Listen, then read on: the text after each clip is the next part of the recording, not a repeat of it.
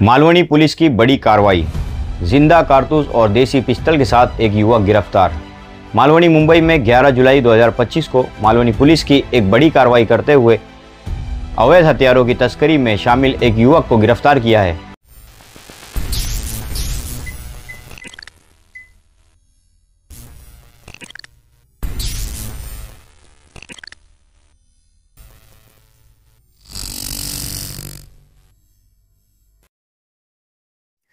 मैं शेख गोंडी न्यूज़ में आप सभी का स्वागत है। मुंबई के मालवनी में 11 जुलाई 2025 को मालवनी पुलिस स्टेशन ने एक बड़ी कार्रवाई करते हुए अवैध हथियारों की तस्करी में शामिल एक युवक को गिरफ्तार किया है। गिरफ्तार आरोपी का नाम आरिफ इस्माइल शेख, उम्र 35 साल, निवासी गोवंडी, मुंबई। पुलिस को गुप्त जानकारी मिली थी कि मालवनी परिसर में एक व्यक्ति अवैध देसी पिस्टल और जिंदा कारतूस लेकर बेचने की फिराक में है। उसी के आधार पर पुलिस उपायुक्त डॉक्टर दीपक हिंगड़े के मार्गदर्शन और वरिष्ठ अधिकारियों के निर्देश में एक जाल बिछाया और आरोपी के पास से भारतीय बनावट की देसी पिस्टल जिसकी कीमत 75,000 रुपये और 4 जिंदा कारतूस जिसकी कीमत 4,000 रुपये। आरोपी के खिलाफ मालवनी पुलिस स्टेशन में FIR क्रमांक 648/2025 भारतीय हथियार अधिनियम की धारा 3 सबसेक्शन 25, 7 सबसेक्शन 25 और 135 मुंबई पुलिस अधिनियम के तहत मामला दर्ज किया गया है। आरोपी से आगे की पूछताछ जारी है।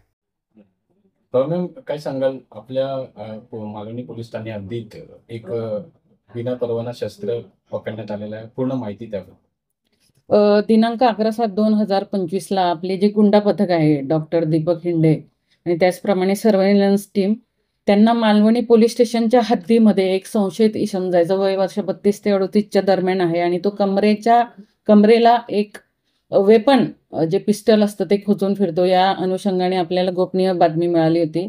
त्याची शहानिशा करता आपली टीम गेली असती। मवा देसाईचं जे ग्राउंड आहे त्याच्या फुटपाथवर आपल्याला तो संशयित मिळून आला। त्याला प्रॉपर आपण ट्रॅप करून त्याला आपण आपल्या ताब्यात घेतलं। त्याला ताब्यात घेतल्यानंतर आपण 2 पंजांसमक्ष त्यांची ज्यावेळेस अंगझडती घेतली त्यावेळेस आपल्याला एक सिल्वर व काळ्या रंग असलेली एक बनावटी पिस्टल मिळून आलेलं होतं। त्याची जवळपास आपण 75,000 किंमत आणि 4 जिवंत काडतुसे आहे ज्यांची 4,000 आपण किंमत लावलेली आहे। आणि अटक आरोपी जो आहे तो आरिफ इस्माइल शहा, वय वर्ष 35 आहे, तो राहणारा रत्नागिरीचा आहे। या गुन्ह्याच्या अनुषंगाने तत्काळ आपण गुन्हा दाखल केलेला आहे 842/2025। आर्म्स ॲक्टची कलम लावलेली आहे, आर्म्स ॲक्ट 325 आणि महाराष्ट्र पोलीस अधिनियमची 37(1)A 135 अन्वये आपण दाखल केला। आणि त्या अनुषंगाने अजूनही त्याच्याकडे काय आपल्याला माहिती मिळते का, तपास चालू पुढचा। आरोपीचं बॅकग्राऊंड काय आहे? आरोपीचं जे बॅकग्राऊंड आहे तो राहणारा रत्नागिरीचा आहे आणि तो सध्या बोरिवलीला होता आणि तो मालवणी पोलीस स्टेशनच्या हद्दीमध्ये तो वेपन विकण्यासाठी आलेला होता। त्याच्यावर आणखी काही गुन्हे दाखल आहेत का, या अनुषंगाने आपण आता पुढचा तपास करतो आहोत। यापूर्वी काय केस दर्ज आहे का आपल्याला? त्याचा आता पूर्व अभिलेख काढणं आपलं काम चालू आहे, असेल तर लगेच आपल्याला माहिती देतो।